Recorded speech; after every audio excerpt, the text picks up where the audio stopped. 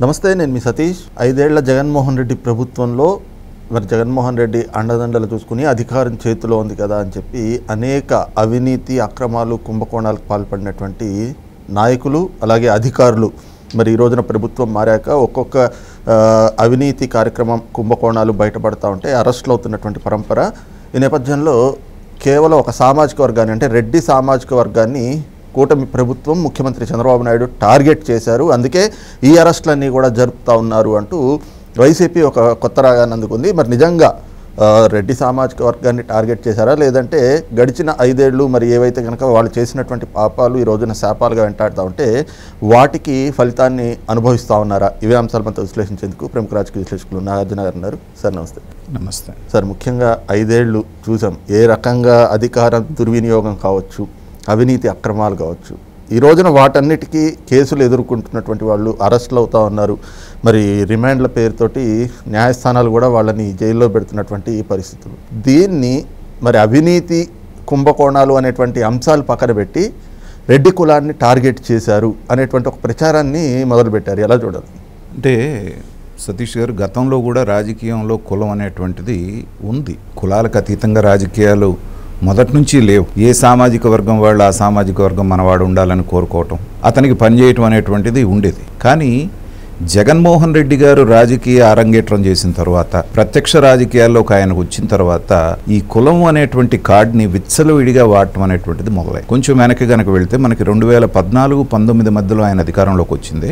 ఒక సామాజిక వర్గాన్ని టార్గెట్ చేసి ఈ సామాజిక వర్గం రాష్ట్రాన్ని అంతా దోచుకుంటోంది, రాజధాని అంతా ఈ సామాజిక వర్గానికి సంబంధించింది అనేటువంటి ఒక నెరేటివ్ని క్రియేట్ చేసి 2019లో అధికారంలోకి రావడం జరిగిన తర్వాత 19 నుంచి 24 పాలన ఎంత బ్రహ్మాండంగా జరిగిందో మనమే కాదు, రాష్ట్ర వ్యాప్తంగా, దేశవ్యాప్తంగా, ఆ మాటకు వస్తే ప్రపంచవ్యాప్తంగా కూడా చూడటం జరిగింది. ఒక పొలిటికల్ సైన్స్ స్టూడెంట్గా నేను అనేక రాష్ట్రాల్లో ఉన్నటువంటి రాష్ట్ర ప్రభుత్వాలని లేకపోతే దేశ రాజకీయాలు, అంతర్జాతీయ రాజకీయాలు నేను ఫాలో అవుతుంటాను. ఇలాంటి పాలకుడు, ఇలాంటి వ్యక్తి, ఇలాంటి పాలన నా ఇన్నాళ్ళ అనుభవంలో నేను ఎక్కడా చూడలేదని ఘంటాపదంగా చెప్పగలను. ఎందుకంటే అనుభవం లేని వ్యక్తి ముఖ్యమంత్రి అవ్వటం కొన్ని సందర్భాల్లో జరుగుతుంటుంది. ఆ మాటకు వస్తే చంద్రబాబు నాయుడు గారు కూడా అప్పటి వరకు కొద్ది కాలమే అయింది ఆయన. కానీ వచ్చిన తర్వాత నేర్చుకోవాలి, తప్పులు సరి చేసుకోవాలి, సరిదిద్దుకొని ముందుకు వెళ్ళాలనేటువంటి యాటిట్యూడ్ ఉన్నటువంటి బాబు గారు వాళ్ళు ఎన్నాళ్ళు ఆయన ముఖ్యమంత్రిగా ఉన్నా లేకపోయినా ఆయన రాజకీయ ప్రస్థానం కొనసాగుతుంది. కానీ నిట్ట నిలువున సమాజాన్ని కులాలుగా వారీగా చీల్చినటువంటి మీరు అధికారంలోకి వచ్చిన తర్వాత దాన్ని అక్కడితో వదిలేసి పాలన మీద కాన్సన్ట్రేట్ చేసి ప్రజారంజకంగా పాలించుంటే ఇవాళ ఈ దుస్థితి మీకు లేదు కదా. అయిన తర్వాత మరి తెచ్చిన వాళ్ళందరినీ పక్కన పెట్టుకున్న వాళ్ళందరినీ కూడా పనికి మాలిన పోస్టులు ఏమన్నా ఉంటే ఈ బీసీ కార్పొరేషన్లని 56-58 కార్పొరేషన్లు పెట్టారు. అధికారాలు నిధులు లేనటువంటి పదవులేమో వాళ్ళకిచ్చి ఎక్కడైతే అధికారం ఉందో, నిధులున్నాయో, దోచుకునే అవకాశం ఉందో అక్కడ పైనుంచి కింద దాకా నీ సామాజిక వర్గంతో నువ్వు నింపుకున్న తర్వాత అధికారం మారిన తర్వాత తప్పులు ఎవరు చేశారంటే ఆబ్వియస్గా ఎవరైతే ఆ పొజిషన్లో ఉన్నవారో నీ సామాజిక వర్గం వాళ్ళే శిక్షింపబడతారు. దాంట్లో ఆశ్చర్యకరమైన విషయం ఉంది. నువ్వు ఎవరికైనా వేరే వాళ్ళకి అవకాశం ఇచ్చి అలాంటి పదవుల్లో పెట్టుంటే వాళ్ళు ఇవాళ ఇబ్బంది పడేవాళ్ళు, పెట్టుకున్నదే నీ వాళ్ళని. ఒకటి, కులం కార్డు వాడటం అనేటువంటిది ఈ మధ్య కాలంలో జగన్మోహన్ రెడ్డి గారికి బాగా ఎక్కువైపోయింది. నందిగం సురేష్ని, బోరుగడ్డ అనిల్ని అరెస్ట్ చేసినప్పుడు ఇంకేముంది, తీసుకెళ్లి ఎస్సీ సామాజిక వర్గం వాళ్ళని చేశారు, ఎస్సీలను సాధిస్తుందన్నాడు. ఆ తర్వాత జోగి రమేష్ మీద పడ్డప్పుడు వాళ్ళ అబ్బాయిని అరెస్ట్ చేసినప్పుడు మేము బీసీ సామాజిక వర్గం వాళ్ళం కాబట్టి మమ్మల్ని అరెస్ట్ చేశారన్నారు. విడుదల రజనీ మీదకి వెళ్ళినప్పుడు వాళ్ళ మరిదిని వాళ్ళని అరెస్ట్ చేసినప్పుడు వాళ్ళు కూడా బీసీ సామాజిక వర్గం వాళ్ళు కాబట్టి వాళ్ళని చేశారన్నారు. మరి వల్లభనేని వంశీ ఏ సామాజిక వర్గం? చంద్రబాబు నాయుడు గారి సామాజిక వర్గమేగా. మరి అతన్ని అరెస్ట్ చేసినప్పుడు ఎందుకు మాట్లాడలేదు మీరు? అక్కడ కులం కార్డు రాదు. కాబట్టి ఏంటంటే వీళ్ళ కన్వీనియన్స్ ప్రకారంగా కులం కార్డు వాడటం అనేటువంటిది జగన్మోహన్ రెడ్డి గారికి ఉన్నటువంటి మొదటి నుంచి పెట్టినటువంటి అలవాటు.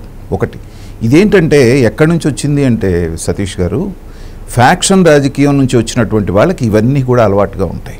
ఒక కలిసికట్టుగా ఉన్నటువంటి సమాజాన్ని ఎలా చీల్చాలి, వాళ్ళలో ఎలా స్పర్ధలు తీసుకురావాలి, ఆ కులాల పేరు పెట్టి మీరు తక్కువ వాళ్ళు పెద్దవాళ్ళు మిమ్మల్ని వేధిస్తున్నారని ఎలా రెచ్చగొట్టి చీల్చాలి, ఆర్థికంగా వాళ్ళని ఎలా దెబ్బతీయాలి, జీవితకాలం మన మోచేతి నీళ్లు తాగేటువంటి వాళ్ళగా ఎలా పెట్టుకోవాలనేటువంటిది ఫ్యాక్షనిస్ట్ మెంటాలిటీ. అలాంటిది 3 తరాల నుంచి ఫ్యాక్షన్ రాజకీయం చేస్తున్నటువంటి జగన్మోహన్ రెడ్డి గారికి అది వెన్నతో పెట్టినటువంటి విద్య. అదే ఫార్ములా ప్రశాంత్ కిషోర్ అనేటువంటి ఒక దౌర్భాగ్యాన్ని తీసుకొచ్చి రాష్ట్రంలో ఇంప్లిమెంట్ చేయటం అప్పుడు సక్సెస్ అయింది. కానీ విఘ్నులైనటువంటి ఆంధ్రప్రదేశ్ ప్రజలు మరి చక్కటి తీర్పు ఎలా ఇచ్చారు 2024లో అనేటువంటిది మనం చూసాం. భారతదేశ చరిత్రలోనే అతి అరుగా 1-2 సందర్భాల్లో అలాంటి ఇది జరిగింది. అయితే ఇప్పుడు ఏ రెడ్డి కార్డు ఆయన వాడి, ఏ సామాజిక వర్గం కార్డు ఆయన వాడుతున్నాడో జగన్మోహన్ రెడ్డి గారికి మరి అర్థమైందో అర్థం కానట్టు నటిస్తున్నాడో తెలియదు. కానీ ఆ సామాజిక వర్గం 2019లో నిన్ను నెత్తిన పెట్టుకున్న సామాజిక వర్గం 2020-21కి వచ్చేటప్పటికే నిన్ను కింద పడేశారు. వాళ్ళు ఇతను మా వాడు కాదు అని తేల్చేశారు. ఇతను మా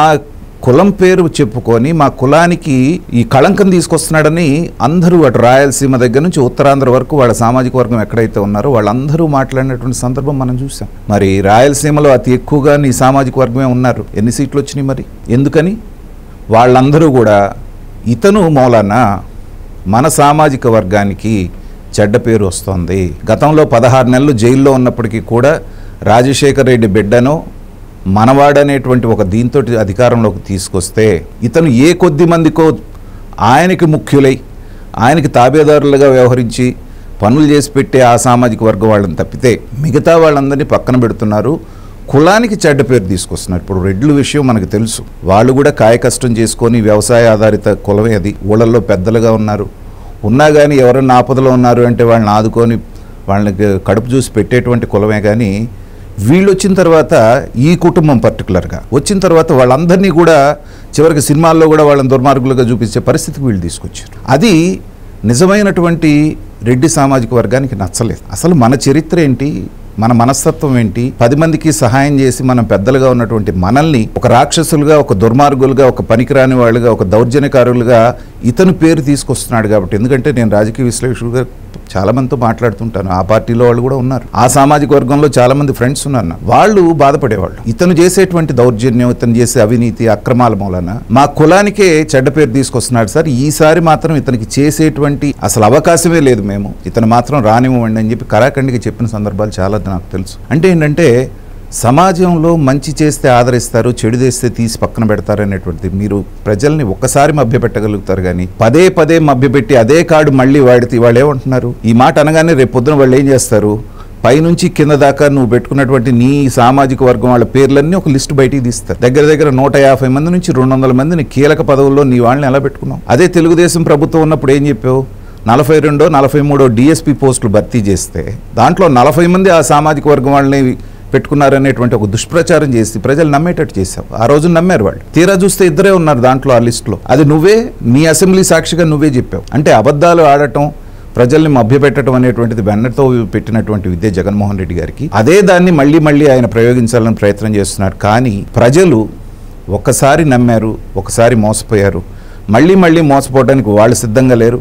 ఇప్పటికైనా పదే నా విశ్లేషణలో నేను చెప్తుంది ఏంటంటే, ఏమాత్రం ఇంగిత జ్ఞానం ఉన్నా జగన్మోహన్ రెడ్డి గారికి తన పందాన్ని కొంచెం చేసిన తప్పుల్ని బహిరంగంగా ఒప్పుకోకపోయినా తన సమక్షంలో, తన పార్టీ వాళ్ళ సమక్షంలో, తన పార్టీ ముఖ్యుల సమక్షంలో ఇలా పొరపాటు పరమూలం జరిగింది, ఇలా మార్చుకొని ఇక నుంచి మంచి మార్గంలో వెళితే 2029లో కాకపోతే ఆ తర్వాత 34లో అయినా మనకు అవకాశం వచ్చేటువంటి అవకాశం ఉందనే డైరెక్షన్లో వెళితే తప్పితే ఆ పార్టీ బ్రతకటం కానీ బట్టకట్టడం కానీ ఇదే పందాలో కనుక వెళితే 2029 ఎన్నికలకే కనుమరుగైపోయే ప్రమాదం ఉంది. కాబట్టి అది వాళ్ళు ఎంత త్వరగా తెలుసుకుంటే అంత మంచిది అనేది నాకు. అంటే ఇదే జగన్మోహన్ రెడ్డి 2019 నుంచి 24 వరకు ఈ రోజున ఏదైతే రెడ్డి సామాజిక వర్గాన్ని టార్గెట్ చేశారు అని చెప్తున్నాడో, మరి ఆ రోజున జేసీ ప్రభాకర్ రెడ్డి గారిని, మరి ఆయన 70 ఏళ్ళు పైబడిన వ్యక్తి, కరోనా లాంటి విపత్కర పరిస్థితుల్లో ఆయన్ని జైల్లో పెట్టి మరి హింసించినటువంటి వైరం కావచ్చు, ఆయన కుమారుడు జేసీ అస్మిత్ రెడ్డి, వీళ్ళని ఏ రకంగా వేధించారు, వాళ్ళ వ్యాపారాలని దెబ్బకొట్టడం, ఆఖరికి వాళ్ళ ఇళ్లల్లో ఉన్న మహిళల మీద కేసులు పెట్టడం.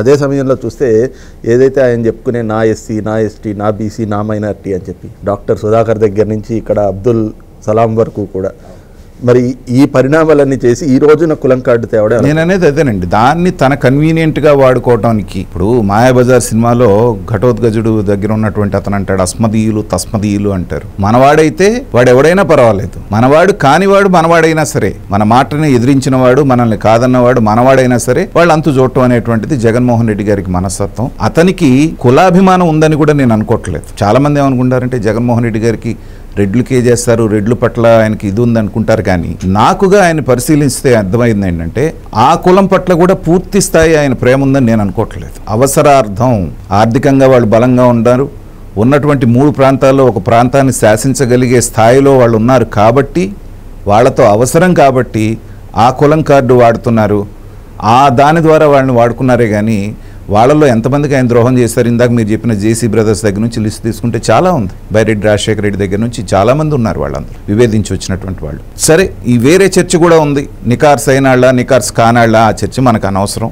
వాళ్ళు ఏదో వాళ్ళ కార్డు వాళ్ళు తగిలించుకున్నారు, ఆ కార్డును ఉపయోగిస్తున్నారు. కాబట్టి ఇప్పుడు జగన్మోహన్ రెడ్డి వాడని కార్డు ఏముంది చెప్పండి? క్రిస్టియన్గా అయితేనేమో క్రిస్టియన్ అంటాడు, క్రిస్టియన్ ఇతను అనుకోండి హిందువులు అనుకుంటారంటేనేమో ఇంట్లో గుడి సెట్టేసుకొని తిరుమలకి వెళ్లకుండా ఇక్కడ తీర్థం బారబోసి ప్రసాదం ఇసిరేస్తారు. సో అక్కడ హిందువుల్ని వాడుకోవాలి.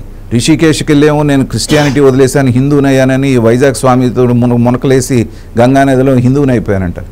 అంటే ఎంతటి స్థాయికైనా సరే రాజకీయం కోసం ఓట్ల కోసం దిగజారేటువంటి మనస్తత్వం ఉన్న జగన్మోహన్ రెడ్డి గారు ఇప్పుడు తన దాకా వచ్చేటువంటి పరిస్థితి వచ్చింది. ఇప్పుడు ఈ గగ్గోలకంతా కారణం ఏంటంటే ఇప్పుడు దాకా ఏమనుకున్నారంటే వీళ్ళందరూ నా అనుచరులు, నేనేం చేసినా ప్రాణం పోయినా కూడా వాళ్ళు నా పేరు చెప్పరు అనేటువంటిది ఆయన యొక్క ప్రగాఢ విశ్వాసం. కానీ ఎప్పుడైతే వాళ్ళ పీకల దాకా కూరుకుపోయామని తెలిసిందో ఎవడు మాత్రం ఇవాళ ప్రాణత్యాగాలు చేస్తారని ఇంకోటి కోసం చక్కగా పూసగుచ్చినట్టు అరటిపండు ఒలిచినట్టుగా చక్కగా అన్ని వివరాలు ఎప్పుడైతే చెప్తున్నారో ఇవాళ జగన్మోహన్ రెడ్డి గారి తలుపు తట్టబోతోంది అతి త్వరలో. అది ఆయన దాకానే ఆగుతుందా లేకపోతే ఆయన సతీమణి భారతి గారి దాకా వెళ్తుందా అనేటువంటి చర్చోపచర్చలు నడుస్తున్నటువంటి సందర్భంలో మునిగిపోయేవాడికి ఏ దొంగో చెక్కో దొరికినా కానీ దాన్ని పట్టుకొని ఎలా బయటికి రావడానికి ప్రయత్నం చేస్తాడో ఈ కులం కార్డు అనేటువంటి దాని ఆధారంగా ఆయన బయటపడటానికి ప్రయత్నం చేస్తున్నాడే కానీ అది ఫలించదనేటువంటిది ఆయనకి తప్పితే అందరికీ తెలుసు.